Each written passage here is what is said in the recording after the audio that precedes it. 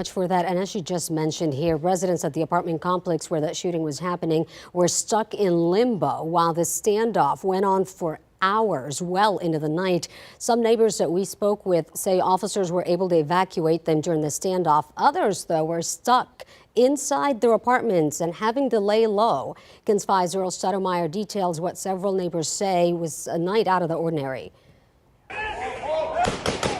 Rapid gunfire at Sonterra Heights Apartments. This is video Joseph Laredo caught as officers were in the standoff with 46-year-old Brandon Scott Poulos. We hear a bunch of helicopters, and then literally 20 seconds after we were like out there, we heard more shots. It was like 2 or 3 shots.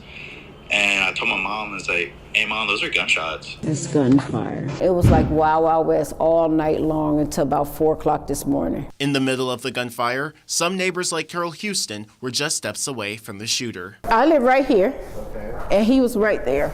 The man with the gun. Right here, And then when this neighbor came out, he was right there under the stairs. What did he look like?